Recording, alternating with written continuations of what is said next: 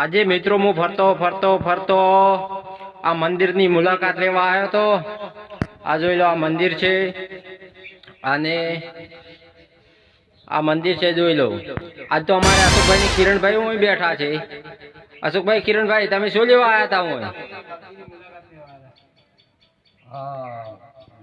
અશોકભાઈ કિરણભાઈ હા બોલો. આ મંદિર વર્ષો જૂનું છે વર્ષો જૂનું છે છતાં આ મંદિર લગભગ 250-300 વર્ષ થઈ ગયા છે બરોબર.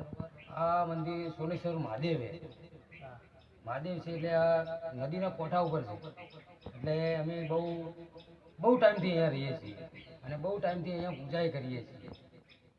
બોલો કિરણભાઈ, બીજી તમારે કોઈ મુલાકાત લેવી છે? કોનું કોઈ વિશેષ તો બહુ લંબો છે પણ એના માટે તમારે બહુ થોડો ટાઈમ જોઈએ. હા, ટાઈમ જોઈએ. તમારે એના માટે રાત્રે જાગરણ કરવું પડે તો તમને ટાઈમ મળે, એનો ઇતિહાસ મળે પૂરેપૂરો. તેનો આખો ઇતિહાસ જાણવા મળે. હા, જાણવા મળે. અને પબ્લિક આવે એની મનોકામના પૂરી થઈ એની જાય. મનોકામના પૂરી થઈ જાય છે. અહીંયા શિવરાત્રિના બહુ મોટો મેળો ભરાય છે.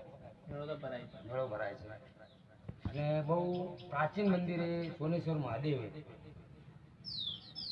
બોલો અશોકભાઈ, બીજું તમારે કયા પૂછવું છે? તો બસ મુલાકાત મળી ગઈ એટલે આપણને. હા ભાઈઓ અશોકભાઈ ને કિરણભાઈ બે મુલાકાત કરતા હતા અને આ બાપ